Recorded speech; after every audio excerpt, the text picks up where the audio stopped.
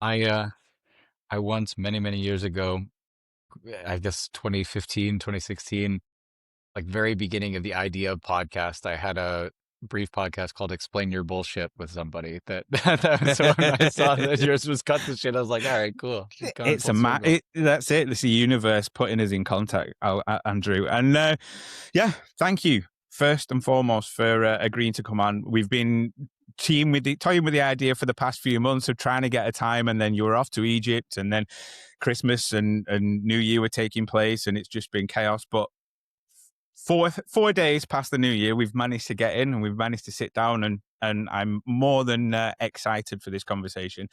I've had this research banged up for a long time, waiting to just dump it all on you and get your take on things. So, for those that don't know who you are and what you do, please introduce yourself and let them know. Sure. So my name is Andy Malcolm. I have had a lot of hats over the past 10 years where I was doing conservation work based in Asia and Africa, and I was making documentary films. Before that, I had life as an actor and a jeweler and all sorts of things. But I'm now a retreat host and facilitator for spiritual retreats around the world where we focus on internal alchemy, mysticism, historical mysticism, different philosophical and spiritual systems that answer questions about what the nature of reality is and what our participation in it is. And that's what I'm doing. Now that sounds cool as fuck. Yeah, thanks. It's pretty neat. It's good stuff. Sounds right up my street. So obviously, I wanted to touch on Egypt first because this is obviously going to be the most freshest thing in your mind. You came back on the 6th, I think, of December, thereabouts. I yeah, something like that. Yeah, Yeah. something like that. Um, how was it? What did you go over there for? What was the whole sort of premise of the trip? Man, so this is a retreat that I've done now. What is it? I think three or four times. I work with other facilitators in this capacity. I come in as a support player.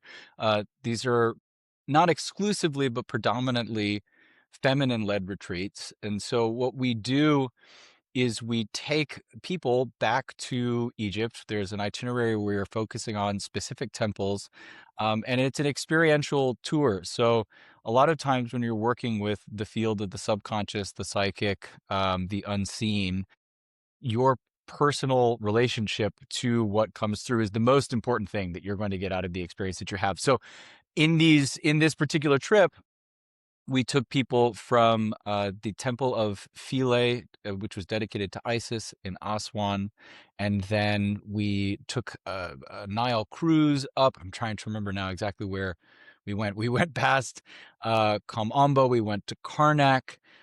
We went to the funerary temple of Hatshepsut and the temple to Amun Ra that's there, and to another temple to Hathor that's right there in the village of the workers. And so what we'll do on these experiences is we have with us a guide who teaches us sort of more classical Egyptology. And one of the things that I love about our guide on this trip is that he is educated in both classical Egyptology and history, and then has his own interpretive theories about, ancient Egyptian technology, spiritual systems, what the pantheon was really meant to represent, both in reality and within the psyche. And then we also do group meditations, activations, opening up our psychic gifts, really helping to heal narratives that we may contain within us that can impede or help develop our lives, on Earth. So it's a big package of things that happen all at once. I mean, it's a little difficult to sort of give a sound bite, but Yeah, obviously. it look, I went to Egypt when I was 18, so this is 2009, and I'd grown up studying Egyptology, and at the time, I remember really absorbing and enjoying my experience in the temples and thinking about all the historical people that had walked in the, footsteps before me. And I thought there really wasn't anything more that I could get out of that experience. And then I went back in June of 2024, this time to be a photographer for one of these retreats. And when I reapproached these spiritual places, with the new lens of having a religious, metaphysical, and spiritual encounter with the stories that are there, the energies that are there, the technologies that are there, and re-understanding what it is I thought I knew. My life changed, my perspective on reality changed, my perspective on myself changed. I had experiences that you only ever sort of see written about or in movies, and they were real and they really happened to me. Yeah. And it set off a chain of events that has gone on for many, many years. And so you know, I think there's a lot of amongst people who consider themselves quite rational or academic, a lot of resistance to approaching these type of experiences with new lenses. And then I think for people who have experiences like this, they think either I'm nuts or I can't open that door, I'm not allowed to look at those things. And so being in this environment and doing and allowing yourself permission to explore those things and really going to the depths of who you are and what you can learn about yourself and others, that's really what these trips are about, right? It's Is sacred remembrance. It is. There's a couple of things that you touched on there, which is really it's almost kindred to the way I think about things and the way I approach things now in terms of life. For instance, like one of the things that you mentioned is I've always believed whether it be with religion, spirituality, Buddhism, Hinduism, Egyptology, even if you go into all the crystals and sound baths and stuff, even if all of it 100% was mumbo jumbo and absolute nonsense, what you actually, that has a positive effect on you as a person, regardless of what it is, whether it's nonsense or not, it can be classed as real and a good thing because it has an actual effect. It has a real world effect on you. And it's the same with, say, a fictional book. I know when I've read a fictional book and I'll come out from the story where I've been sort of engrossed in for 3 weeks, and the real world doesn't seem real anymore because I've been that engrossed in this story. And it's the same with the movie. You kind of don't want it to end, but it gives you that feeling, that the intrinsic feeling of positivity, whether that be, a heroine's tale where you feel sort of you're on the side of good, or whether that injustice comes through. I still do it. I do it to myself all the time. When I watch a movie or watch a documentary and there's some injustice takes place, it really, from Right. the depths of my soul, it gives me such a horrible feeling of anger that I want to rectify this injustice. But these things that are not real have a very real effect, and that's the way I've always felt about sort of spirituality. I am a spiritual person. I do believe in some level of existence of a deity, whatever that Right. may be, whether that be God, Allah, Buddha, Krishna. I don't know. I don't have a clue. They might have some parts right. But I don't demonize anybody for believing in something else, as long as it has a positive effect on them and not a negative effect. So yeah, that was one thing I wanted to touch on. And then the other thing that you mentioned, which I've spoken about this before with Alexander Eli, who's Ellie, who was one of my previous guests. He's a Campbell practitioner, really cool dude. And I've always thought there's a forest where I go quite often. I've been there recently, actually. Did I go Tuesday? I think I did. And it has this amazing ash tree. It's huge. Love ashtrays. It's Oh, good stuff. it's absolutely massive. And it's been there that long that the side of the hill has eroded away and exposed its roots. Yeah. And it's one of the gnarliest, awesome tree. And every time I go there, the thought that creeps into my mind is like, this tree has seen monks when the monastery was active there. It'll have probably seen Vikings at some stage, Right. and all these people that have either walked past, touched this tree, and that sort of eons, that time lapse video goes in my head. You remember, you'll have seen it with the dinosaurs where somebody's in an armchair and the dinosaurs. I think there's a really good example of it on the film Lucy, where she's in the Okay. chair and all the time kind of it's showing the passage of time, and she's in this chair and that dinosaurs come and then caveman comes and then and it just shows time moving around her. That's the way I always think about I've been to the pyramids in Egypt a long time ago. How long ago would that be now? That'd be, yeah, about 17, 18 years ago ish, I think. Um, and I still I get that feeling wherever you are on the planet, whether you go to the to Egypt, Stonehenge, um, even cave systems. I get that there is some sort of tangible feeling that somebody's being here. This is sacred. Something, it means something. Um, is that the sort of, is that what you're trying to tap into when you go over there and you visit these temples and these retreats? Is it sort of that tapping into that historical, um, spiritual element?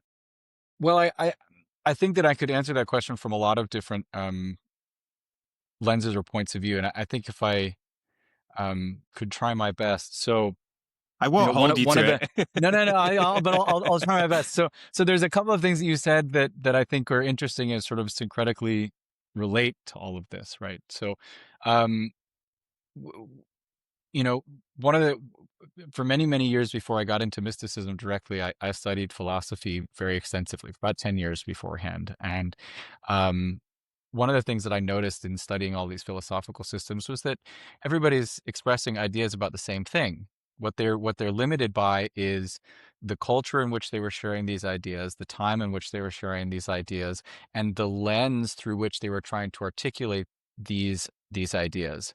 And so everybody who has been expressing the truth about something was doing it through a limited lens, right? They were doing Hmm. it through what they had available to them as borrowing symbols or cultural relevance or whatever. I remember when I was in college, I took a study on early Christianity. I took a class on early Christianity, and it was revelatory for me at the time to think about, okay, well, when you know, uh, Jews in the first century AD in Israel were talking about a goat or a fish, what did they think about goats and fish as opposed to what we think about goats and fish? And then you have a new lens through which you completely, so understanding that context.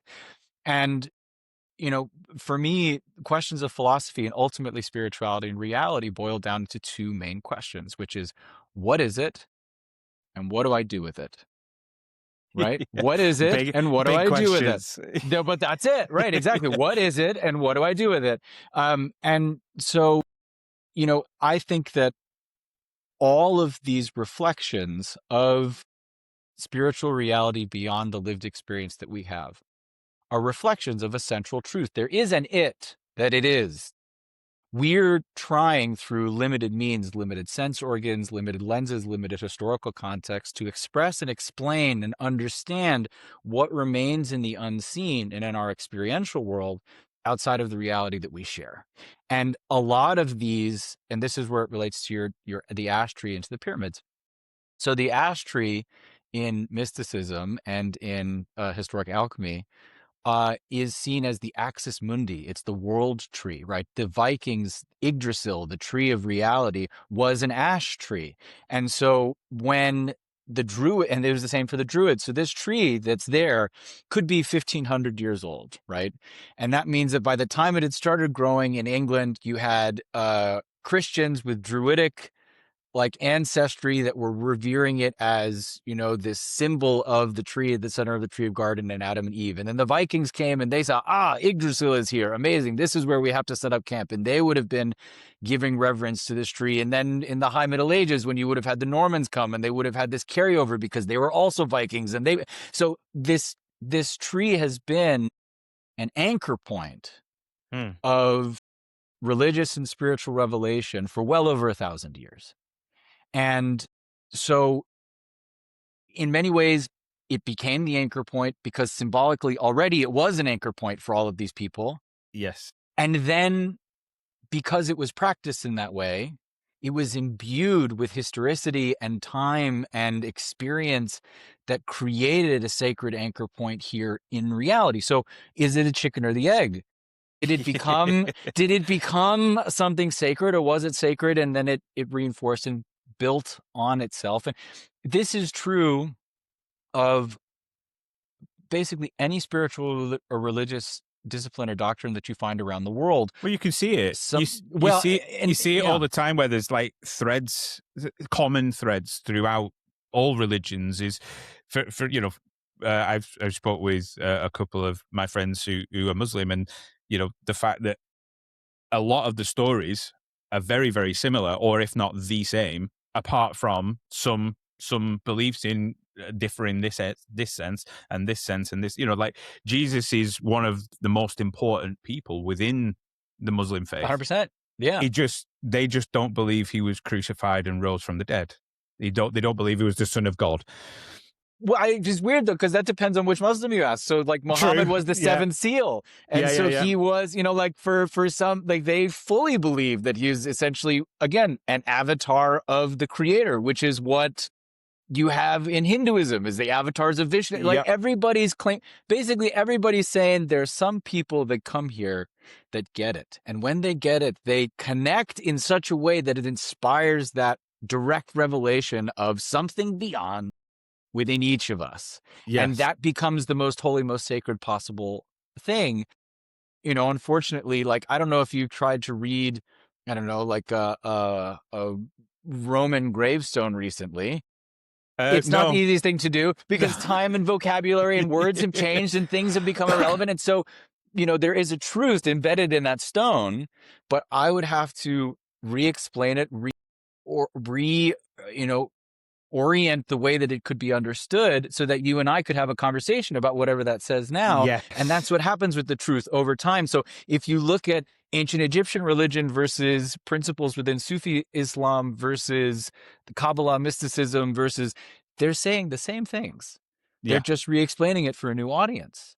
It's And this is strange. why we all get drawn to places that should have no relationships. I don't know why I get hit by Stonehenge, except for what I can pick and pull and choose, versus why I feel power at Kamambo in Egypt versus why I feel the same thing when I go to Machu Picchu. It's because there's embedded information there Mhm. that is relevant to all of us. It's just about how do we interpret, understand, and recontextualize whatever information is there to be received.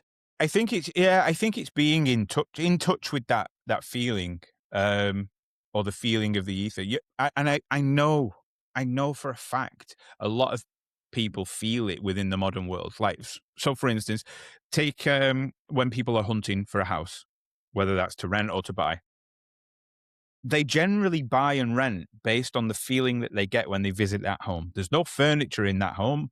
Quite often, there's no furniture, or the family is not there and it's not their furniture and it doesn't have their sort of memories or any, they have no sort of attachment to this building or this place.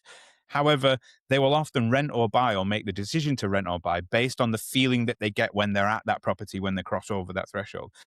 I don't think many people stop and recognize that it can only be otherworldly. It can only be sort of a feeling from the ether giving you, you know, this place, these bricks, this space has memory itself and a feeling to pass on. You know, I don't know if you've ever been near an abattoir. Like, an abattoir is one of, yeah, there's a supermarket near where I live, and there's an abattoir literally next door. It stinks. But what it when you go, it's a gloomy feeling. It's almost like it's got a pathetic fallacy about it when you sort of turn up and the clouds come over and it starts to rain and drizzle and the feeling, and it's all blue and grey and sad and somber. Um, and that's not me imagining. That's No, no, no. actually, It that's happens. actually Yeah, yeah. happening. Right. So yeah, I think the these these sorts of feelings and the I suppose the energies that are within these places, um, maybe we've just forgotten how to tap into them. Maybe we're trying to relearn how to tap into them, and get that feeling back and that connection back with these places. They're We're all being built. forced to. We're being forced to. So this is the thing. The reality moves in cycles, right? Mm, I forget. It's there are no new stories, right? It's again everywhere you look, whether it's Jung discussing the archetypes, Joseph Campbell talking about the hero's journey. It's all different. Everybody will have some way in which this resonates with them because it's a reflection of something that's inspired them to remember something within them. mm. So, um, you know, the what you talk about, like with the house, we still use it, we still borrow it, we just don't realize what we're doing. So when we talk about like going with your gut, Yeah, yeah. right? What we're talking about when you go with your gut is your intuition is telling you that there is a coherence, there is a harmony between me and this place, this space, this idea. There's something that's pulling me or helps me feel safe or settled in this place. And, if you ask the psychologist, they'll say, okay, well, that's because it reminds you of your childhood home. If you ask the doctor, they'd say it's because you had ginger before you came for a tea or whatever, and it doesn't matter which way you slice it, you're going to look and you're going to see, but what you will find is coherence. You will Mm, find that there is something about the state that you entered into that place and the state of that place that aligns with you, and mm, that is information, and we rely on that information, even though you can pick it apart and pull it from a million different angles or ways to understand why that is. And then you ask people like quantum physicists why that happened. Any angle you attack it from, you're yeah. going to find that there is a relationship, a coherence, and a harmony, a synchronicity, a series of reflections that build into a truth basis, a truth state that we then begin living. And so, for thousands and thousands and thousands and thousands of years, before we had microscopes and psychology and physical theory, you had, thousands of generations of priests, mystics, spiritualists, auguries, oracles who, you know, would say to you if you were going to that abattoir, they'd be like, whoa, whoa, whoa, whoa, whoa, whoa, whoa, whoa, what are you We do. doing? Yeah, yeah. What are you doing? Could you see the clouds? Like, could you feel this, And it's only now in a very short period of time where we would say, what are you talking about? Those are just clouds. We would completely Mm, ignore the part of us that feels because it's seen as irrational. The problem is that the more the rational movement examines itself and expounds upon itself, the more it finds itself returning to the principles of etheric, a sub quantum plane of consciousness, and things like coherence and collapsed states of information as arising within a syncretic field of mind as the basis of reality. And mm. so it's all constantly folding back on itself always, and we just inherit the tools that we are told and receive to interpret what that means. The truth is the same. Yeah. I mean, I would class myself as quite a rational person. I always have been. If there's some rationale to something, I'm all for it.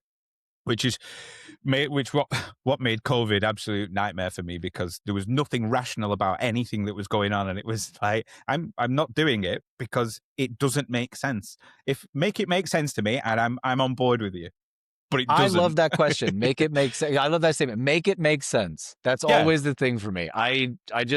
it's I'll got to go be. along, but I just want things to make sense. But then from someone like me who's had the experiences, whether that be the psychedelic experiences that I've had and the spiritual experiences that I've had, that I, with my very limited knowledge, can't rationally explain away. Um, when spirituality, religion, um, deities, whatever, becomes the most rational explanation for the thing that I've experienced, then that's when sort of rationality and spirituality meet for me, Right. because Right. nothing else can explain that. That Right. doesn't make sense any other way. That can't happen any other way other than there is some ether or being that interfered at that point, or that I've sort of experienced at that point. Other than that, I'm crazy, Right. and Well, I think and I'm then you pretty have to sane. start asking questions about what crazy means. I mean, it's really like, when you start Yeah. picking things that you start going in deep enough. And it's interesting. Like I noticed you say like I'm a rational person, and I am too. My God. Like I a lot of my friends will ask me, they'll say, how did you get to where you are. And I say the truth is the beginning of it was logic alone, had Mm. nothing to do with my experiences. You just keep digging at these different ways of trying to explain things. But as someone who's a self-professed rationalist, I'm noticing that behind you you have a poster with the pyramids, and alien, and two mushrooms all together in one in Yep. one. And so, and so it's like it's screaming, that there are questions to be answered there. Well, this is the thing. So I first, obviously, when I grew up, and you study Egypt at school and the ancient Egyptians, and my daughter's recently just gone through it. She's 10.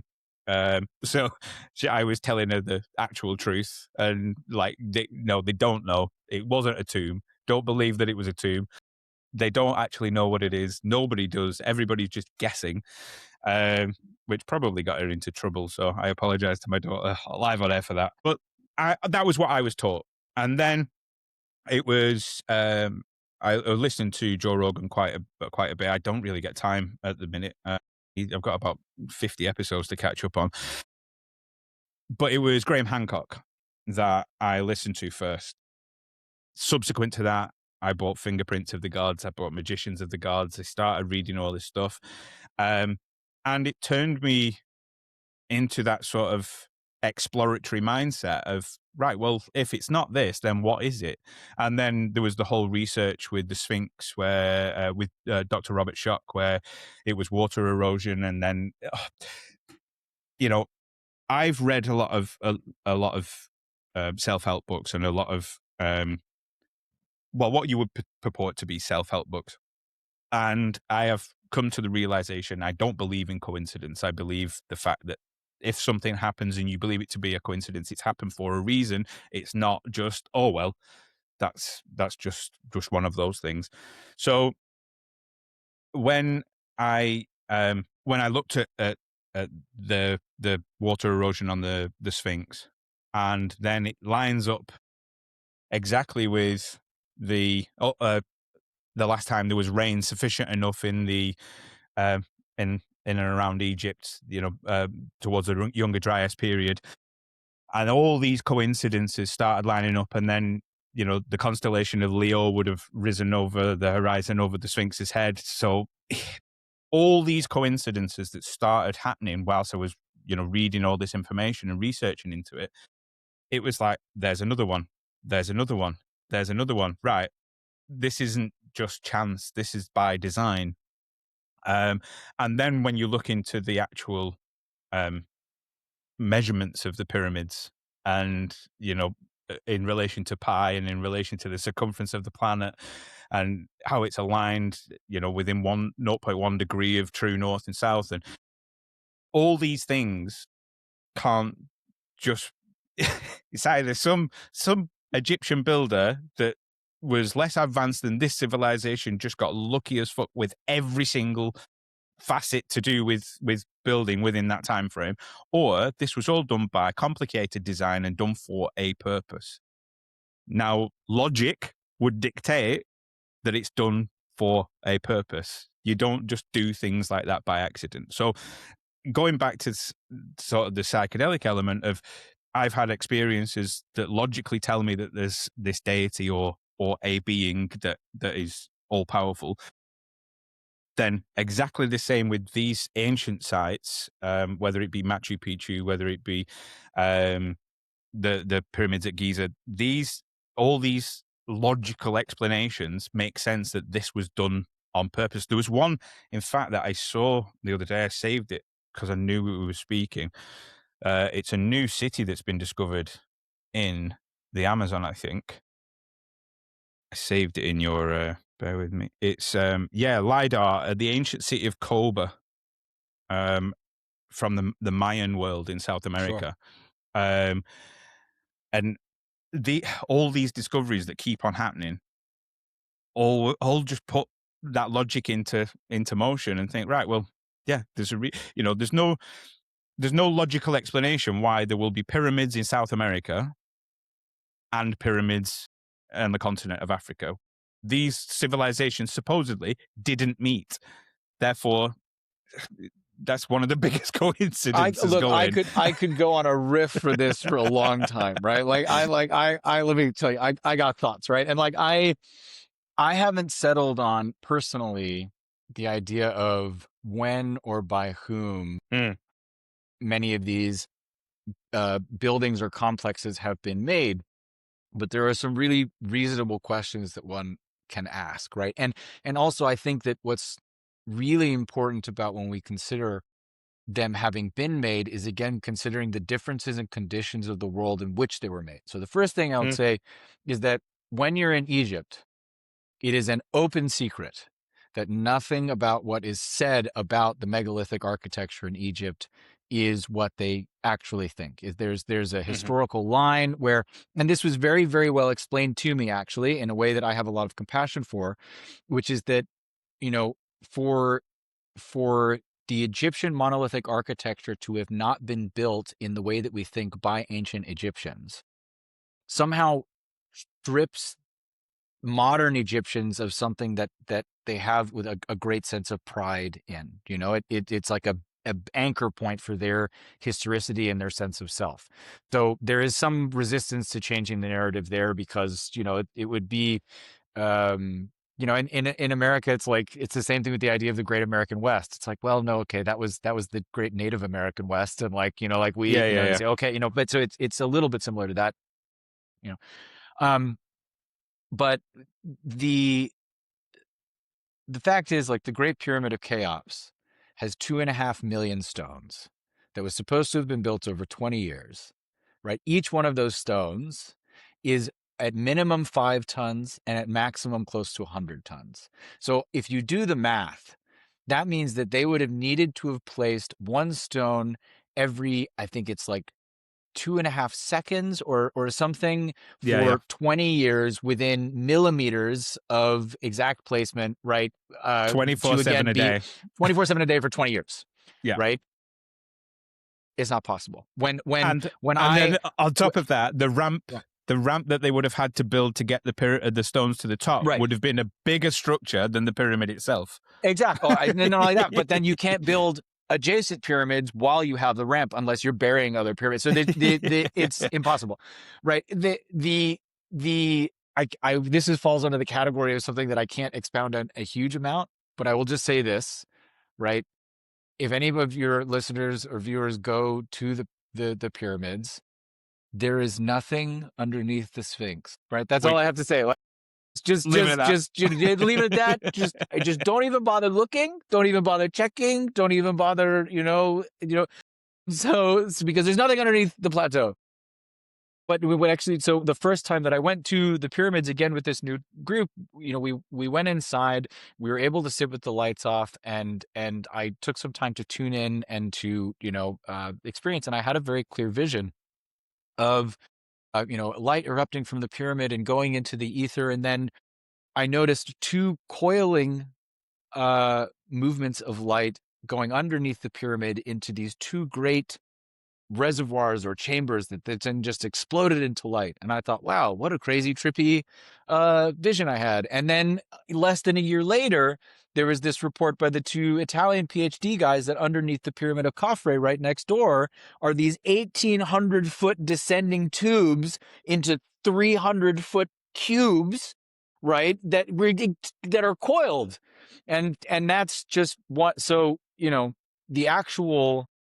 the actual architecture. And then again, if you look at these lidar maps of the Mesoamerican cities or of Angkor, and not only do they look exactly like microchips, right, but they are massive in scale. They're miles Yeah, and miles and miles millions. long. And And, it's it's huge.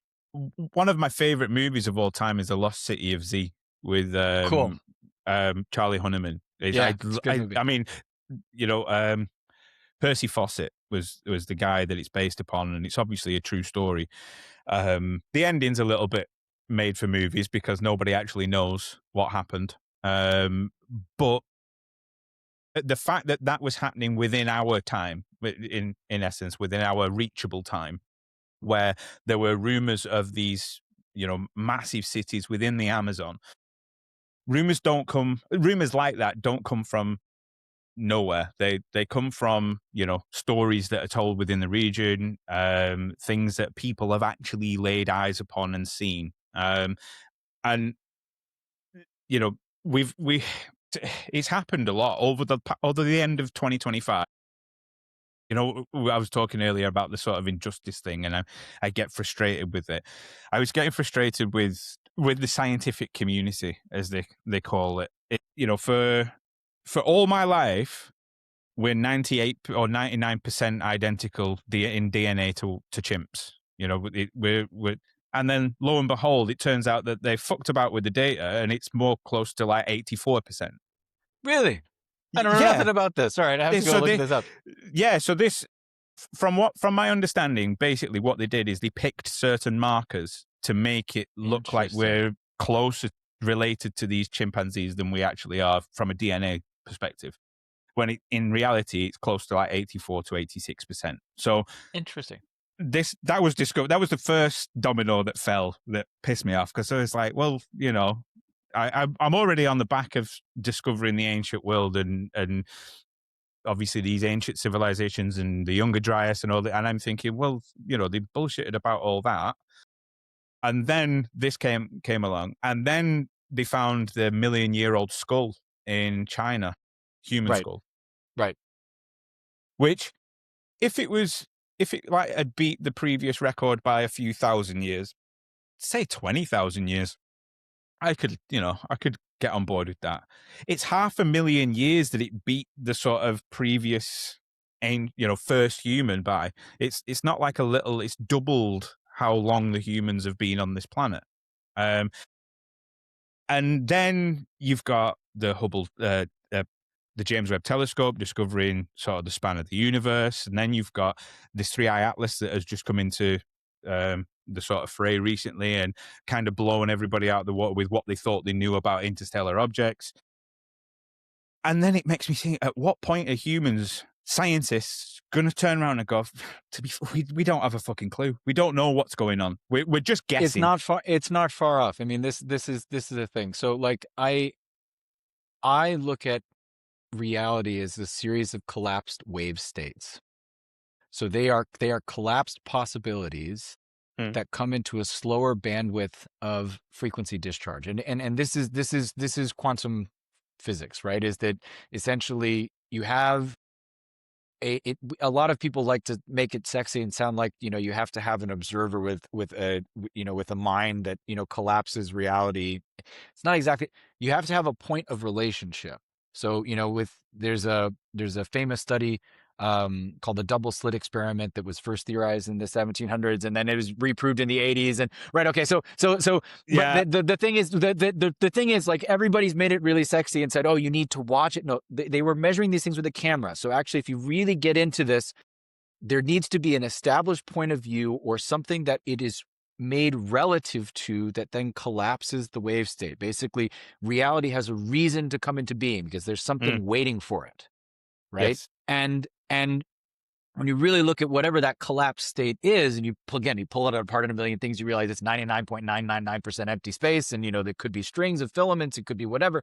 Really, it's information, cosmic bandwidth that has slowed down into something that is interrelatable. Right? And Mm, that's the same thing with space-time. It is cosmic information that is slowed down into something that is interrelatable. And in that interrelationship, you bend and pull and make things faster or slower. You whatever the schema, whatever the rules are of engagement of that reality that's being shared. I And like that. so, It's it yeah, it expands on. So the reason why sort of that was a bit of a freaky moment is I for the last 3 weeks I've got a thread on my phone of notes of okay, what my thoughts on the slit experiment. And what I did, it all came about. I went outside, and I think it was before the 19th of December, because it came about. My thought process came about with the 3-eye atlas. I was really interested in it, and I was looking at a star, and then I knew about this experiment. I'd looked at it. I'd read the paper on it and found it fascinating, understanding whether these photons are conscious, understanding that they were being observed or whatever. And then I've gone deeper into it, understanding that we will never understand it because we're observing it from our point of view and not the point of view of the photon. And This is great. So this is great. Okay, so we have this great idea that we are the progenitors of consciousness. Now I just want to yes, throw something out for you. I just learned from our good friend Neil deGrasse Tyson, right? So because the measurement of time is based on the speed of light, right? We experience, light years, light time, right? Because we have a constrained sense of being here and now, and we are bound by the gravity and the electrical pull and magnetism of the particles in our body and where our consciousness is oriented. It's been crystallized into this thing. Time of a photon of light traveling at the speed of light in a pre-collapse state experiences no time. no, they step outside it. So the moment that a photon hits your eye, right, and it establishes a point of relativity and it collapses into a photon, it passes through into the cones and rods in our eyes and it transforms color. That's the first moment of time that photon has ever experienced since it was ejected out of a star. Yep. Since the Big Bang. So since the Big Bang. So like anyways, it's just yeah. It's absolutely baffling. Right. It gets to the point of if something like that can step outside of time, then Russell Brand's really funny for doing it, and I know he's sort of in the bad books at the minute with whatever exploits he got up to.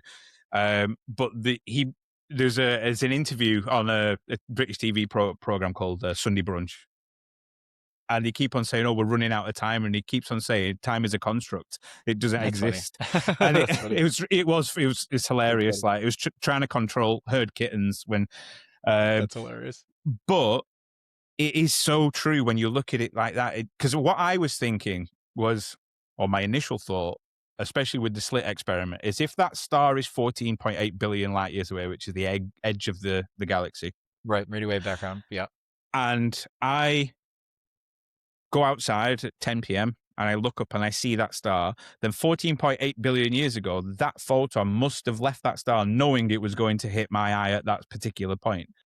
However, that wasn't the case because for that photon, it was instantaneous from the moment it was created and ejected from the light source. It instantaneously entered into my vision. But from my perspective, it was 14.8 billion light years. Now that lines into your philosophy of reality coming in waves. Well, and things slowing down just reality, for that moment. Right. It's reality coming to reflection on itself. So the way that paradigm is most easily explained, and this gets again into a lot of other sort of very ancient philosophical systems, is that there is no difference between the self that is experienced within the photon and the self that is experienced within you. And so in pre-relative motion, pre-relative form, before anything got set into place, that singular self-mind said, great, I appear here as Lewis waiting at this moment in time, and I appear here as this photon that's traveled X number of distance relative to Lewis, but it's all me. And so only through that schema can you say that this pre-creative form, pre-creative thought, pre-creative impulse has both action and reflection and collapses into states because it's reflecting upon itself. And this is the basis of Hinduism. This is the basis of Buddhism. This is the basis of Christian Gnosticism. This is all of this stuff. Again, the same thing being repeated through different means and is now increasingly the same thing with like quantum physics and the pre-creative mind field and all of this and Hildeberg space and stuff like that. Which then goes back to the whole point of logically, the most logical explanation for this is some universal power, whether it be by design, which is crazy. Well, but and this is the thing is that so it is this one phrase I love to get into with other mystic friends of mine, which is the problem with everything is that it's everything. So so Okay. so try putting everything in a box and you can't do it. Right? No. Like you have to account for the opposite. And this is why there's these great things called the Hermetic laws, which speak about the nature of reality as experienceable as a state of paradox. So Mm. everything is polarized. You have hot and cold, left and right. To come into experience, you need something to do the viewing and a means to reflect itself back on and by. Yeah, yeah. So like I'm sorry, these dogs are going nuts upstairs. I don't It's want to lose this thought. it's okay. Don't worry. But the as the great doer and as the experiencer, there is no division. Like, it's just so funny because we were talking about um the pyramids, and the first thing that sort of came to me is you know, there's a reason why pyramids have their shape, which goes back to ancient mystical numerology, right? Which is not a symbolic or figurative, just sort of arbitrary assigning of meaning to numbers. It's that numbers as pre-creative relational form are indicative of macroscopic truths, and that you can bring those truths down, you can harden them, you can crystallize them into this plane of reality by using their geometry, by using the way they relate to each other. The Fibonacci sequence and all these other things are ways, imprints of how reality constructs itself. Mm. And so the pyramid is the confluence of three, which represents the mind, the creative mind, and four, which is the mind into form. It's what creates the mind into something. And so you get the mind of the all, of the big mind, that then, boom, turns into a thing by becoming four. And a pyramid are four imprints. Half of, again, polarized masculine and feminine, polarized up and down, polarized black and white, landed into a box, into bam, form. And then we go there as a way of connecting to the unseen. And it literally Mm. looks like what?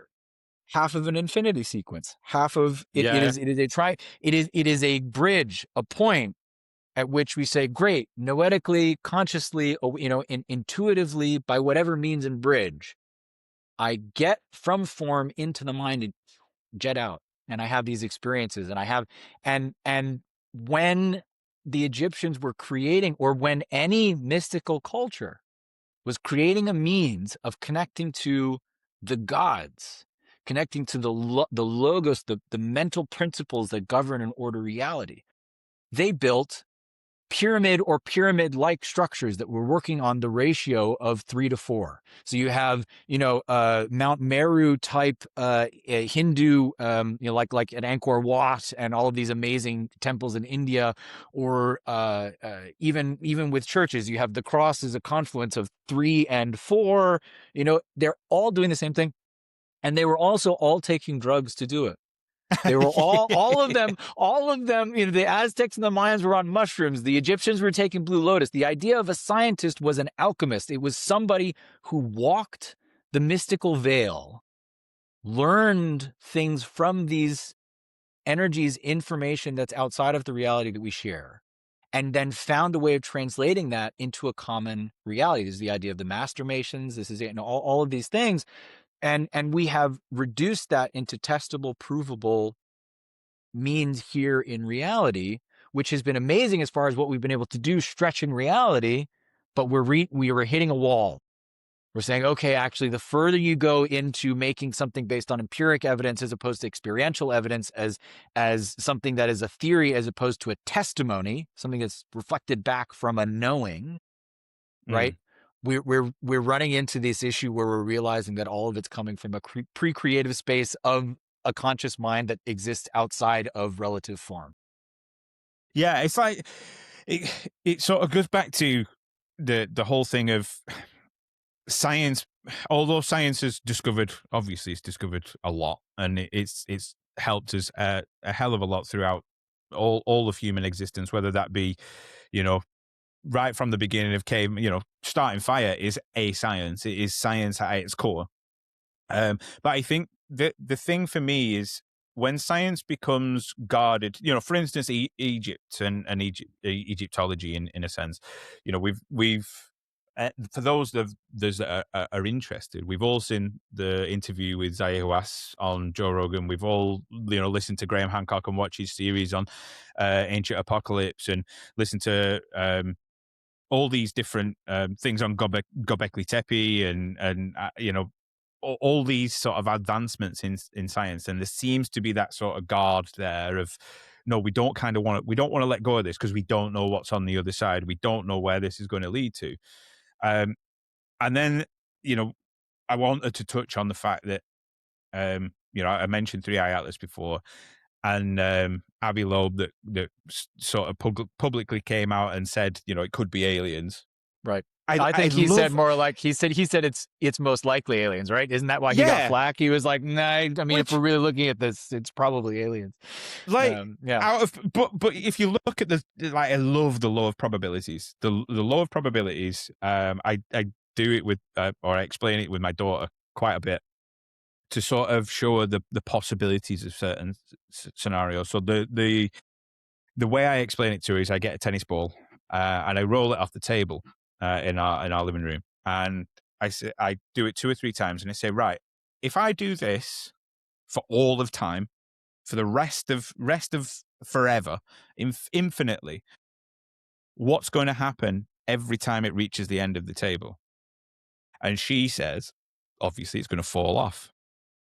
And I said, yeah, but if I do it infinitely, you can never, for 100% certainty, say that every single time it's going to fall off. Because one time, at some point, where it could be billions and billions of years in the future, it might float up. And you have no certainty on that whatsoever. And then when you look at, Avi Loeb's description of or confession or hope, I think it was, that was like, it's probably aliens, is the fact that what's more probable, that that it's going to be aliens, or I think they're both equal. But it's the same with the universe, in terms of, you've got uncountable planets and galaxies. You can't, any scientist or any astrologer that says we can determine how many planets there are, and how many worlds there are around the planet that are in the Goldilocks zone, and this, they're lying. They Well, can't. is he, It's so we gotta, impossible. but let's talk alien. Let's talk aliens for a second, because I'm fairly new to aliens. But here's the thing. So like, even in the idea of aliens, you have to think about what are we talking about here? Are we talking about physical other beings that look like us, that populate another physical space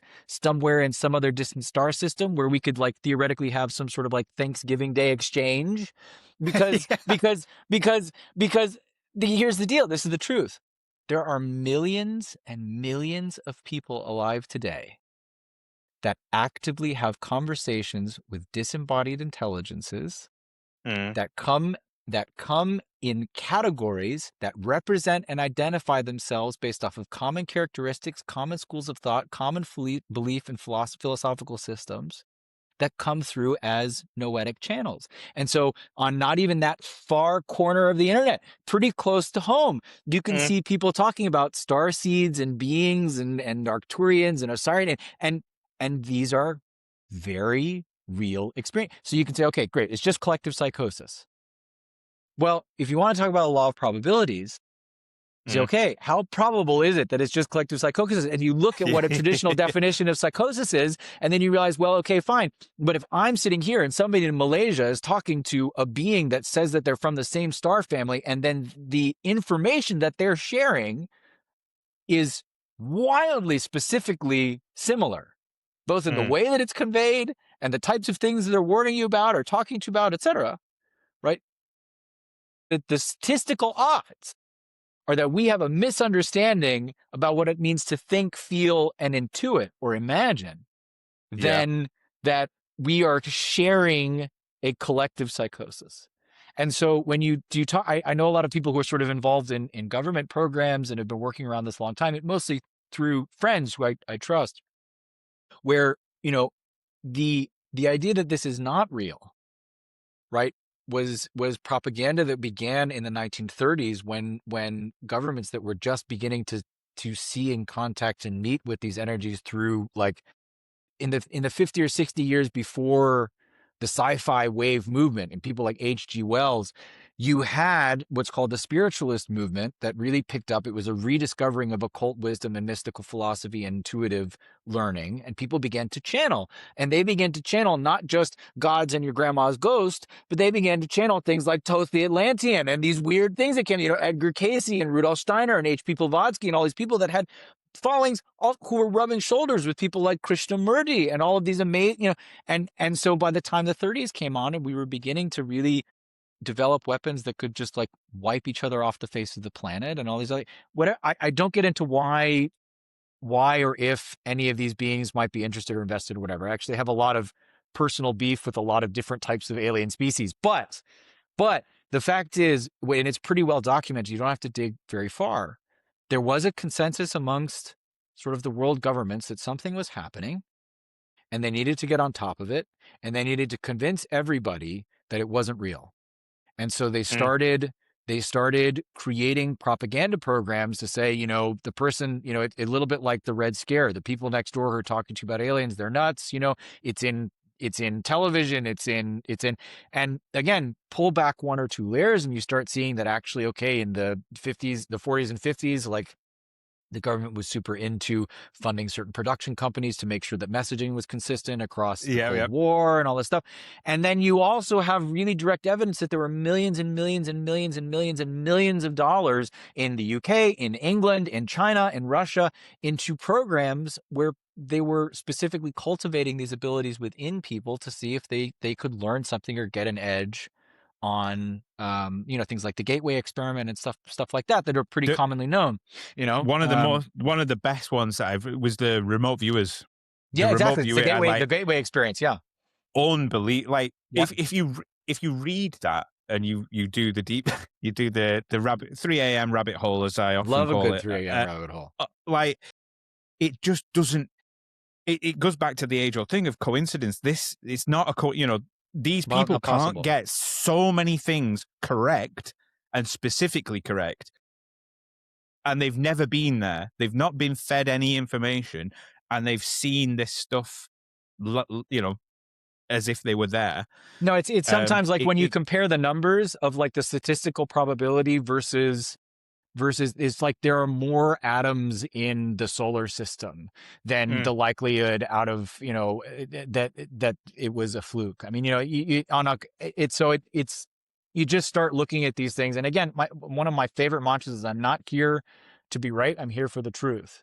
And mm, so if you look at it from that lens, you have to entertain, it's just the numbers, it's just the yeah, odds, and then you start stacking on all these other corroborative experiences. And a lot of data scientists in the field of mysticism, alchemy, and magic, right, they are anecdotal evidence. They collect evidence based off of experiences, things that are articulated, subtle changes in energy, whatever. And so on an individual basis, it's not that impressive. But when you look at it on a collective basis, it's mind numbing. It's mind blowing, and you get left with this reality. well, it's Yeah, billions of people before us as well. So these practices, for instance, like we've already touched, there's a book, The Sacred Mushroom and the Cross by John Marco Allegro. heard about it. Brilliant I haven't book, read it, but I have heard about it. fantastic book. But then you take into account all Graham Hancock's works in The Magicians of the Gods and stuff. These practices of whether it be psychedelic ingest, ingesting psychedelics, or the spiritual experiences, whether it be paganism that goes back far, ancient Egyptian gods, ancient Norse gods, Greek gods, Roman gods. This sort of experience has happened. Not it's we're not a special sort of society and culture that we're Yeah, just understanding this now. This has been going on for that long you're right. that there's got to be, like you said, there's no coincidence that it's happened throughout all of human history where there's been this link to otherworldly powers, whether it be through gods or deities or energies or spiritualism, whatever it may be. The fact that this has happened in every major society and every major culture that we know of, there has to be some element or thread of truth within Well, it, however big or little it that thread of truth is. it seems far-fetched because of how it's framed for us. But if you Mm, were to think about, so just for people who might not be familiar, in classic mysticism, there's sort of three realms of reality. There's the material world, there's what's called the astral world, which is what we might call the unseen or the psychic world, and then there's what's called the empyrean, which is the realm of Plato's forms, heaven. It's where information exists and is untouched. It's in its purest state, right? If you think about beings that are pretty explicitly astral beings, right? As these floating as beings that might show up in my front door, and I can break a piece of bread with them. It's a little trickier to palate that. But if you think about them as information systems, if you think about them as a coherence of information and personality that spans time without a body, mm. then you might say, okay, well, that's ridiculous. Well, okay, but tell me what democracy is. Yeah, oh, yeah. Yeah. Right. So The tell me what capitalism, tell me what economics are, tell me what, tell me about what numbers theory is. It's there's a literally the really same thing. It's just about points of access. And again, this idea of coherence. So how loud, how true, how relevant does it become in our version of reality? And the error is that we say our experience of it is what makes it real, rather than mm, it is real and therefore we have a limited experience of it. yeah. There's a really good explanation of that concept in a book called *Sapiens* by Yuval Love Noah Sapiens. Yeah, yeah. Harari. Good It's book. great, but he talks about Peugeot, the car company, Yes. um, and basically his thesis or his idea is this is the reason why Homo sapiens, us, have managed to survive where Neanderthalis and all the other um, Homo erectus, all the other sort of sapien Homo genus have died off. And he talks about if Peugeot, the car company, tomorrow sacked all of its employees across the planet, Peugeot would still exist. If then, the day after, it got rid of all its cars and all its factories and all its buildings, Peugeot would still exist. If it got rid of all its board members, all the money involved, and it was just a name on a sheet of paper, Peugeot would still exist to me and you. But one signature from a judge and Peugeot ceases to be. And it's that It's interesting. agreement, on a consensus of an idea Right. is what makes us more advanced and more we're able to work I think he mentions able to work together based upon the consensus of this idea of a utopia or this idea of a god or this idea of a deity or spiritualism or whatever it may be. But I really like the idea that that but it can't be a coincidence at the same No, time. it's It not. can't So be a it's coincidence that not. No, exactly. no. So This is the here's thing. where I would take him on. I would say so that you might be able to reduce that to saying the strength of humanity is in our collective imagination, Mm, right? So we're able to collectively imagine a the same reality thing. and then Yeah, agree yeah. upon it and act upon it, right? And I would say, our strength is the ability to collectively channel. So we collectively Okay. receive extant information in a pre-collapsed state. And we say, even though I don't have a piece of this thing yet, you and I are on the same wavelength, that we're Yeah. getting kind of the same thing. And Mm. that we can act upon that. So I don't think of imagination as being something that comes from within us. It's something that comes through us. Well, everybody's And yeah, experienced that. right. Everybody will have experienced that, but not been able to identify it. Like I always use the example of well, there's two examples that I use. So if you walk into a bar or into a coffee shop or whatever, or into a party, let's say everybody's been to a house party, everybody's been to a party environment, and you walk in and you only know the host, you don't know any of the other guests, and there's hundreds of people there. and my worst nightmare, to be honest. I was about to say, you go to But cooler house parties than I do, man. but you will have walked into one of these environments, and either on the negative side or the positive side, you'll be like, I like that person. I don't know why I like them. I don't know their name. I don't know. I've never met them before, but I've got just the energy's right. The energy's match. And on the flip side, on the negative side, is I don't like that person. I don't want to be near them. I don't feel nice when I'm around them. They give me a weird vibe. Everybody has experienced that at some point. That feeling hasn't come from anything external. That's not something tangible that they haven't, spat at you as you walk in the door. They haven't sort of smiled at you. It's just that intrinsic feeling that can't really be explained by logic. And then the other element is the phone call. The phone call element. I've had You it know you're gonna recently. get you're gonna get a phone call, right? And you meet, yeah. Well, it's just I'll be speaking about somebody that I haven't spoken to for 10 years. And I'd be like, oh yeah, I haven't seen that guy in like 10 years. I wonder what he's up to. This, that, the other. 2-3 days later, I get a phone call randomly off the person that I was talking about. And that for me, that's evidence enough that there is something within the ether, within the energies that Precognition, yeah. prove, Yeah, that exactly. prove something works. So yeah, I agree in terms of receiving some. We do receive something. It's not something that's done from us to, or even from the external world. It's through us. And I do massively believe I've spoken about it before with Karina Graham.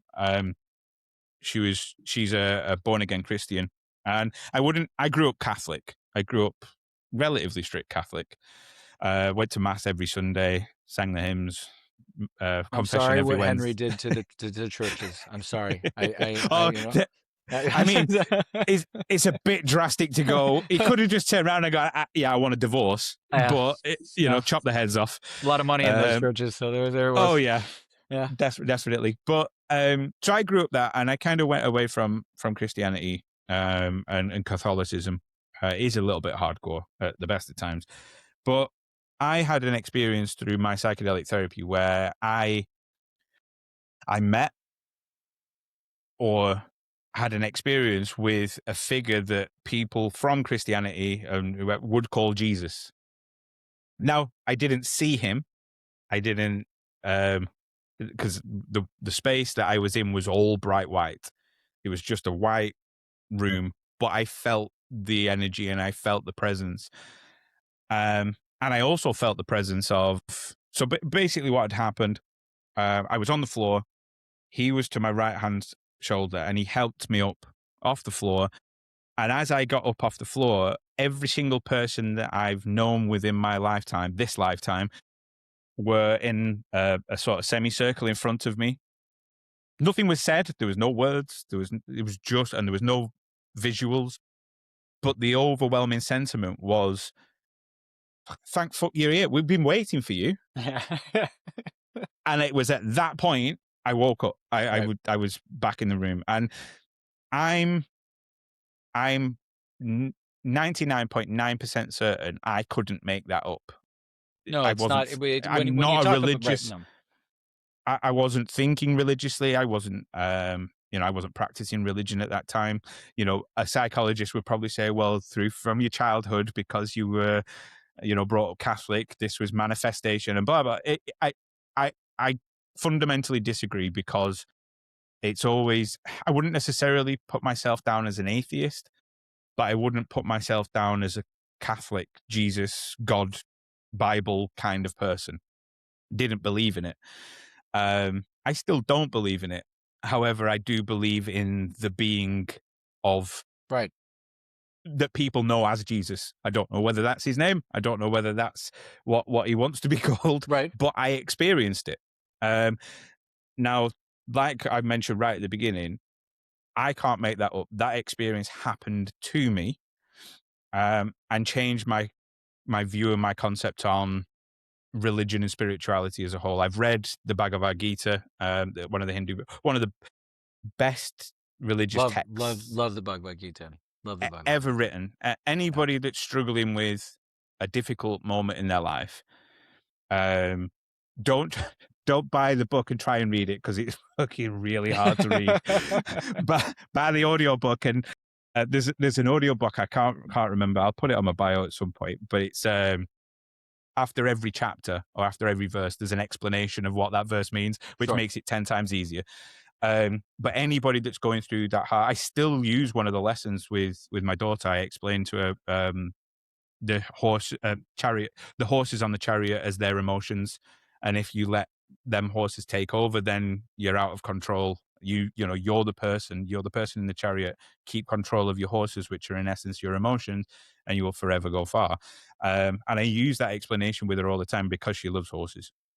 But then it goes back to right at the beginning. These lessons, whether you believe them, whether you don't believe them, they are so invaluable, and they make you a better person. Well, there's, I mean, Um, the me, because this is important stuff, right? Like, mm, I'm reading, like I love the Bhagavad Gita. I love any spiritual discourse that speaks to a fundamental truth within mysticism, and there are plenty out there. There's my probably favorite is the school of Plato's philosophy, and then at the end of that movement was something called Neoplatonism, which described everything as basically there is a singular soul called the anima mundi, right, which is the world collective soul, and then everything that comes from it is a distillation of itself, an extension of itself. And you have, as God or as being, you sort of have two options: up, down, on, off, right? Remembering, forgetting, knowing, forgetting. And that, so the process of being is an act of forgetting and remembering, forgetting and remembering. And when we have moments like this, where we have the inexplicable, something that breaks through, and again, this is embedded in the idea of the Bhagavad Gita, this is embedded in the idea of Buddhism getting off the wheel of samsara and nirvana, and all again, in all mystical disciplines, this is sort of the crux: is you are not what you remember yourself having been. And through contemplation, growth, and these various means by which you can explore yourself, you will remember. And in remembering, you become an emblem, an example for others. And when we look at any prophet throughout history, that's what they're doing. When you look at mm, the energy that you met as Jesus, that yes, it's very possible that somebody in the Levant might experience them as Muhammad, but the pre-creative being, not just mm, feeling, but the being of that feeling was accessible to you because it is not away from you, it's not distant from you. It mm, is within you as it was within them, as a state waiting for you there, just like all of those other beings that you yep. knew were waiting for you. They said, Jesus, all right, it's about time that you got here.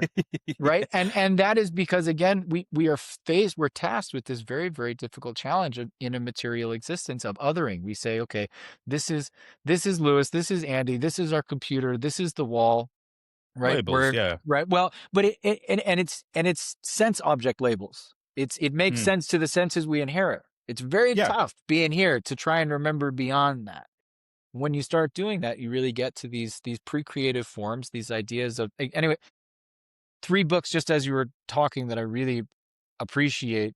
I think they're wonderful rabbit holes for people to go down if they're interested. One is called Journey of Souls. I can't remember the author now. He's a hypnotist who helps people do past life regressions and has spent many decades collating that information into a sort of his own theory about what happens before and after death. Um, there is Otherwhere by a guy named Kurt Leland, who is known as sort of one of the world's expert astral projectors and remote viewers, and what his experiences have told him about the astral and the other life and afterlife. Um, and then really looking into, there is an introduction to Neoplatonism by a woman named Angela Voss that you can get on Audible. That is just a really great access point to beginning to understand that idea. Anybody who's familiar with things like Hermeticism or like magic or Grimoire magic or Solomon magic, if you get into Neoplatonism, you're gonna be like, oh my god, this is where it comes from. So it's like all of this stuff is here. Michael Newton, is it? That's it. The That's the one. Yeah. Journey of Thank you. Souls. Yeah. Yeah. No, it is one of those. For me, it is like, we talked about at the beginning, the big questions, and it's not a big question. It's for me, it's the question. It's the people talk about the meaning of life. The meaning of life is pretty pointless.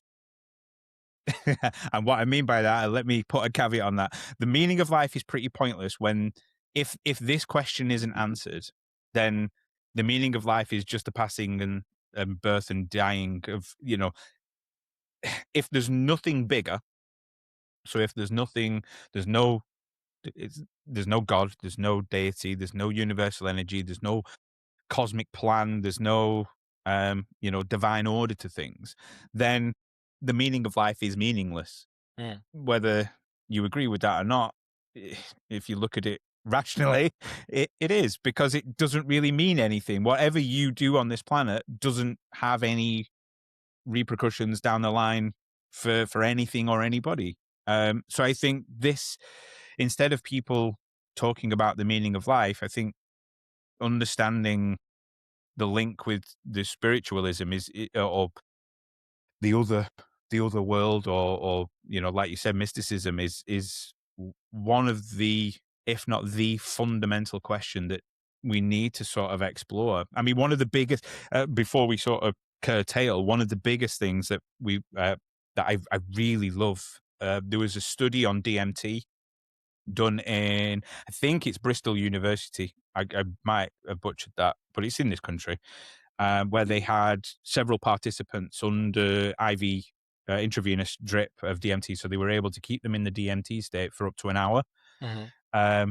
And these participants didn't speak to each other; they were kept completely separate. And every single one of them came back describing the same Sure. entities, the Yeah. same Yeah. Yeah. Yeah. spaces, the same beings. Now, in a court of law, if 10 or 12 people saw the same beings and the same thing, then that's a conviction or an That's acquittal evidence right for, there. That's it. yeah, Yeah. It's over. It's done. that's it. Now, why is it that we're so reluctant to look upon that as, holy shit, this is evidence, this is true, based on the fact that our judicial system works on the exact same eyewitness testimony? Well, but see, this is the thing: is we are doing it by borrowing a system we know exists. So that's why we build into our judicial system, right? Like the fundamental thing, and again, people like Carl Jung did a really good job of explaining this psychologically, why we have resistances to these things is, when you look at a question of like, what is the meaning of life, right? Well, to answer that question in a way that goes beyond your own immediate experience, you have to start questioning who and what you are. Right. So a lot of people are going to say, well, my meaning of life is that I really like baking. You say, okay, all right, that's where you are. Good. Amazing. Enjoy your baking. You say, no, is there something more? And then you have to say, okay, well, that you're trying to answer the question of what do I do with it? So the first question you have to ask if you're going to figure out what do I do with it is, what is it? What is it? What do I do? What is it that I'm doing something about?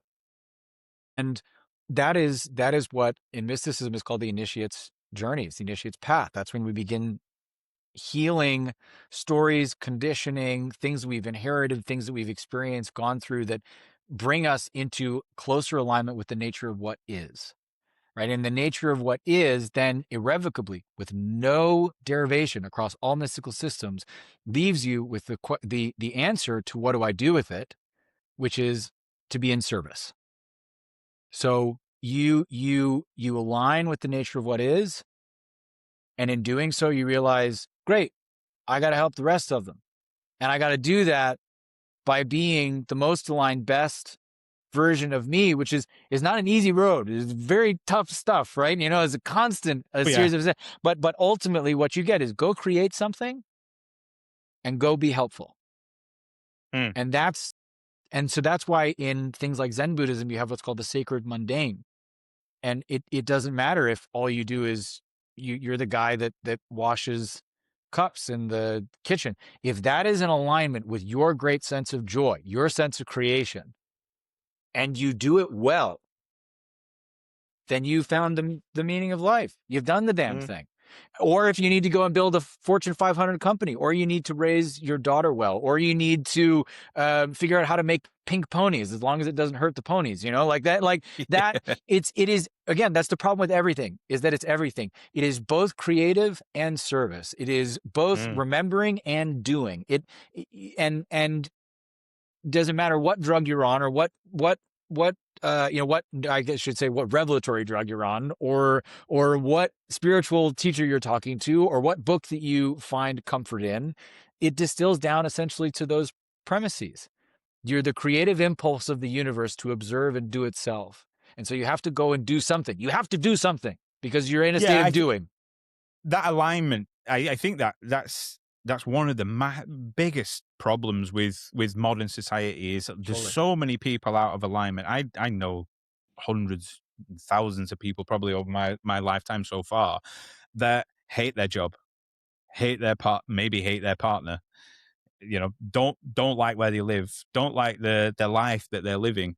They are completely that far out of alignment that me trying to explain spiritual experiences and you trying to explain mysticism to it's falling on deaf ears because it's like, right, well, I it doesn't mean jack shit What does because it's this not going mean to to me? change. I'm suffering. What does this mean to me? Exactly. Right.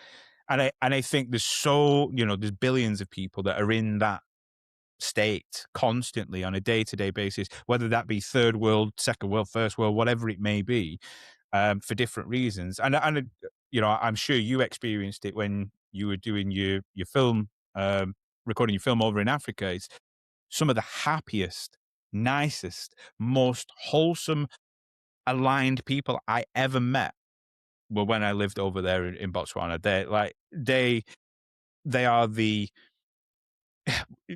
going back to that feeling of oh, I like them, they're my people. The sort of energy that it fills you up with. And these people don't have any material, they don't have an Xbox. They don't have, I'm talking on a desktop with a 4K camera. They don't have any of this, but they are the happiest people you will ever meet in your life. Well, it's modern. I'm saying it's just modern. So again, like, one of the biggest problems that we have with the modern world is a reflection of collective action. So we've created these systems that promise better results as long as you give your energy to it.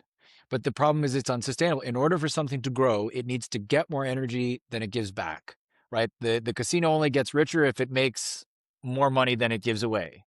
And so we, through this collective action, whether it's through capitalism or, and I'm not here to slag capitalism, just saying, there are systems that whether it's the job that we're giving our energy to, or it's the partner that we're giving our energy to because it's been modeled for us in culture that this is the type of partner I want versus I've had a genuine connection with this person, Mm. right? We end up identifying with the systems that are being told to us are the means of our growth, and we are being stripped of self-analysis and self-expression in the Mm. process. So, the reason that in Africa they don't have the PS5 is because they don't have a corporate structure that allows them to have a 100K job a year where they can do et cetera, right? But in order to survive the stress that we go under with getting that 100K a job a year, we have to get a fucking PS5 so we can just like brain rot in these other worlds so we don't have to think about what we're doing. And so the net energy expenditure, the next value is always slightly less until we Mm. start taking back our autonomy and our experience of ourself and our own depths and our own world, the things that we both enjoy and the things that we can do as an act of care and service for others that establish us as this homeostasis between I have this experience of myself and I'm here to help. And that's what you get in tribal cultures in Africa is you Yeah, get, yeah. no, I'm a valuable member of the community. I'm part of the council, or I'm one of the young hunters out here. I have a job. That job makes me valuable to my group. And my job is defined by the value and service I provide to that group. And Yeah. that, boom, you have this recipe for like, I'm happy being me and I'm happy to help, even though I don't have a PS5. Yeah, yeah. I think, and there's a really good clip I saw the other day actually, and I can't remember. It might have been on Diary of a CEO. I can't remember, but it was a nutritionist talking about.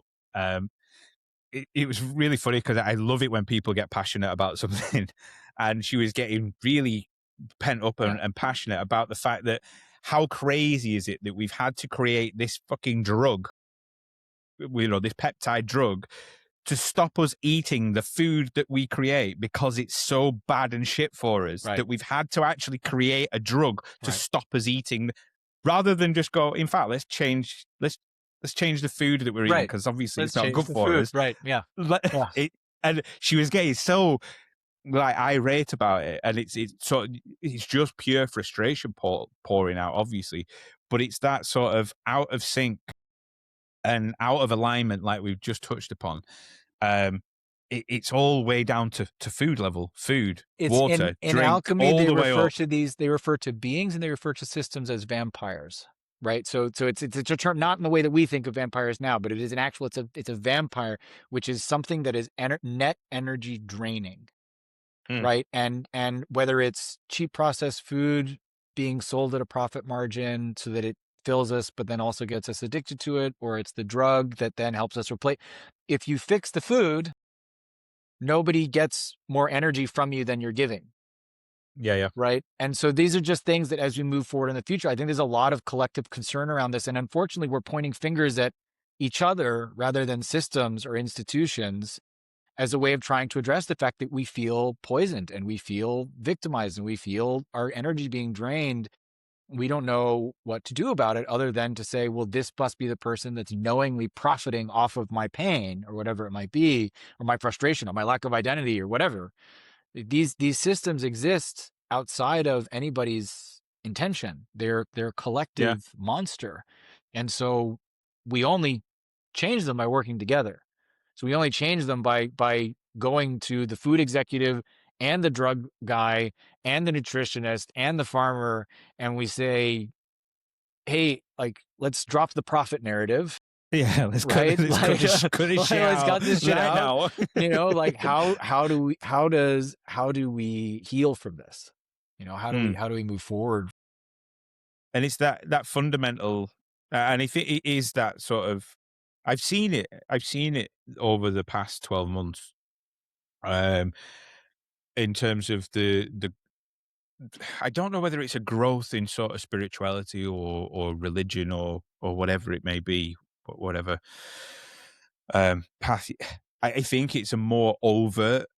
Um, Certainly, from my perspective, it might be algorithms on social media or whatever it may be, but I've seen a hell of a lot more overt displays of um, Catholicism or Christianity. I've seen a hell of a lot more overt displays of Buddhism and spirituality. I've seen a hell of a lot more overt displays of whether it be paganism or spiritualism, mysticism, like you say. I've seen a hell of a lot more of it over the past 12 months, in comparison to before that. I don't know whether it's more participation, but maybe it's just more overtly and out there within the public eye more. Is that something Yeah, you've noticed, I or? well, I think that there's a general simmering sense that we're on a train that keeps speeding up and maybe the brakes don't work. Mm, And you know, there was a lot of focus on this in terms of climate action, in the past 10 years, and more or less, you know, conversations about collective climate action have stopped. We just like, we're not really talking about it anymore. And I also think that with the advent of like the use case for AI, right? Like not only are people having more of an opportunity to get access to information that they otherwise wouldn't know how to find. And at the same time, it is a development of like more stringent and competitive algorithms. It is the empowerment of sort of I think, whatever your politics, like religiously minded sort of demagogue cult of personality politicians that like there's a reflection of people looking for answers to this idea that somehow they know they're lost, they're going to be more lost, and they don't know where to land. And this is mm, true throughout history. You have these waves of sort of religious fervor or, that come up. And what it is it's collectively facing a shadow. mm, So we're facing a shadow not in our own personal lives, but as on a collective basis. We're saying, are the things that we throw our energy into that we align with and identify, are they really in service to us and to a higher good, or are they somehow a way that we are masking or lying to ourselves about the discomfort that we would have to look at otherwise? And that always leads people to both familiar and um, sort of higher strange state spirituality. People always go looking towards the spiritual and the unseen, the unexplained for a sense of catharsis when they're made to look at something that is uncomfortable, especially when it seems to be happening outside of them as well. And unfortunately, what we've never learned as a species is that it's exactly in moments like this where we need to take the gas off of what we think we know. In the moment we want to clutch most tightly to the thing that feels comfortable, the more I grab over here and the more you grab over there, the tighter that rope happens between us. And eventually it's going to snap and someone needs to pick up the pieces. And now is the perfect moment to go like, let's everybody sit on their hands, just, right? Like just everybody just fucking sit on their hands. relax. 100%. Everybody just for like, I would just love if for like a week we could just agree that shops would be open from 8 to 3 p.m. Nobody had to go to work. We all just went home to their family and drank a lot of water. Just like, just hung out. Yeah. Everybody put their phones away, like that kind of thing. Because, I think that anytime you have an uptick in collective mysticism, I mean, you can see the same thing in stock market. Like, anytime somebody that doesn't trade in stocks start talking about whether or not they should buy this stock, there's this rule in stock trading. Well, that's when the market, the bottom is about to fall out of the market, right? You got to get out of there. Like anytime people who haven't gone to church for the last 10 years, or suddenly they're like, hey, I feel like I should really be going to church again. That's when you know that we're at a place of spiritual crisis. And that usually means the bottom is going to fall out. And so it's really important, I think, for people who are inclined to step into greater depths of knowledge, greater depths of self-knowing, greater acts of service for others, to really, embody this idea of embodiment, right? As the active practice of that alignment that we look into and extending care towards others, because, yeah, This active practice. And this is the thing that I see. And I tell people, I've been to another country to do the psychedelic therapy, Yeah. obviously. And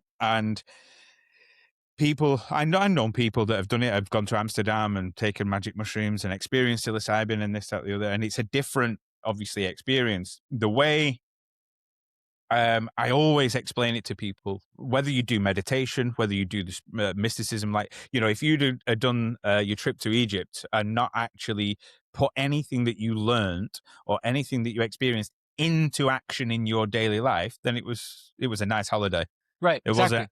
It was like the one I had when I was 18. It was interesting. Yeah. Right. Yeah, and this is the same, any inner work that you do, whether it be therapy, whether it be, psychedelic therapy, CBT therapy, EMDR therapy, whatever it may be, if you don't put what you learn into action, then it's just an hour and 80, 90 pounds wasted, because you're not changing. And I think too many people, you look at, I see it all the time. And this is not to slight on your country at all, Andrew, but That's okay.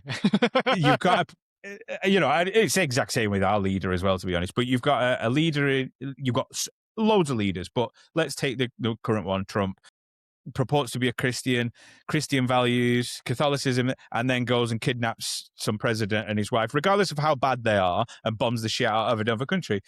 That is not Christian values. Right. So you're not putting into practice what you are purporting to read and preach, and it's the exact same. You'll see it at church on every single Sunday, every single parish across the whole planet is, you'll have one family A and family B, and they'll go to church and lovely to see you, blah blah. And as soon as family A and family B leave church, family A will bitch about family B. Have you seen what she's done with her hair? Yeah, exactly.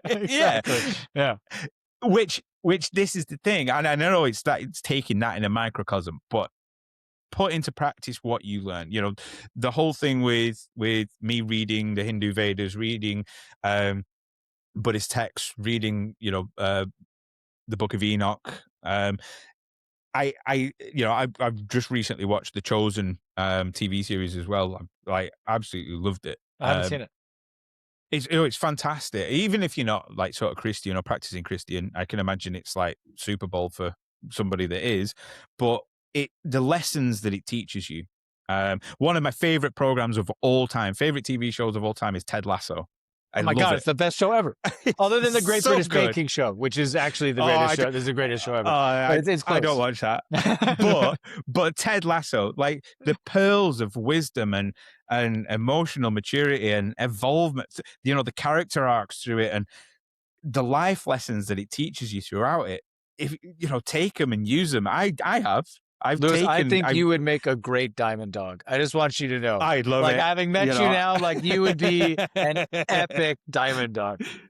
See, I could change the name of the podcast to Diamond Dogs, and then I'd get I think Bruno it's on. sued by Apple and all that. Who needs this? Oh, Yeah, true. right. Yeah, Exactly. exactly.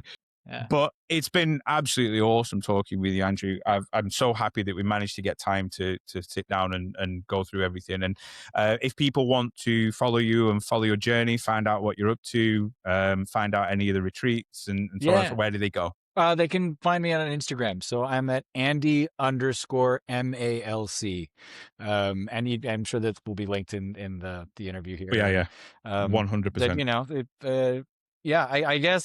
I guess so this is what we do on the retreats. That's like, I knew we had a lot of things we were going to talk about, like I know. other things. And I've had a really, I mean, this is my favorite thing to discuss the world. It's become my reason for being. It has become my embodiment and my practice. And so the space to be able to talk about these things, Lewis, is really valuable. And I do like to believe that even if only it were to be exchanged between the two of us, it would be improving the world to reflect on these things and to push us into embodying more virtue, more kindness, more service, more understanding, more truth seeking, just here. And so the opportunity to be able to do that, reflect on my own experience, be able to express these things, get them out of my head and out of my heart into a way where they do become transferable is an honor. I really appreciate the opportunity to do it. My pleasure, and I think that's one of the big things. It's one of my biggest motivators for starting the podcast and plugging away and getting these amazing people like yourself on board. Is the conversations, the honest conversations that people have, rather than listening to Kim Kardashian's next phase or whoever it may be. And this is not a slight on Kim Kardashian whatsoever. All power to her. Right. When I as I've got older, I've got less and less tolerance for meaningless bullshit. Yes, And I get that. I can't be, and I kind of mislabeled it as cynicism, and it's not. It's just the fact that, look, there's far more important things than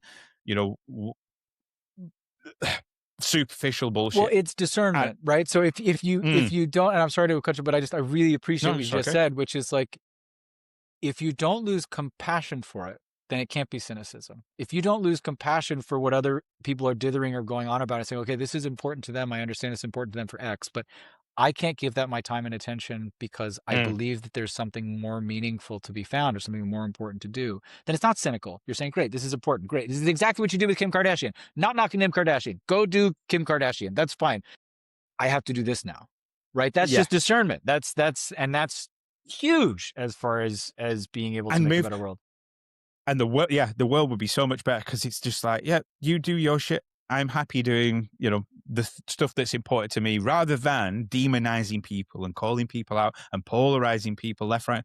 Like, you don't need that. Just let them, whatever. I said it was Alexander, actually. No, it was with Jackson. He's a modern masculinity coach. And when people feel like putting labels on stuff, what's wrong with people just thinking, that guy's a dickhead, I don't like him. Right. I'm not going to be near him. I'm not going to say anything to him. I'm not going to have him in my sphere. I'm not going to go out of my way and make myself angry because this idiot is saying things that I don't agree with. I'm just going to go to the people that I do agree with, that I do get on with, and I do, sort of gel with. Whereas people, especially with the birth of the internet, just feel like they've got license to call anybody out over any little thing at any point in time without any recourse. If you run across a dickhead in the street, right? When I see them, I think, great, there's another face of God who's waiting to remember what they are. It's not necessarily my job to tell them. It's not Yes. necessarily my job to tell them. If that guy's suddenly in trouble, I'll help him out. But it is not my job right now to remind you all the ways that you're being a prick or to show you that you could lose. That's not my responsibility. I love Oh, you. it's See difficult. you later. Yeah. Yeah, 100%. And on that, everybody who's listening, don't be a dick. Just be nice. And That's if you right. feel like being a dick, cross over the other side of the road. But thank you for tuning in. Thank you very much, Andrew. And see you all next time.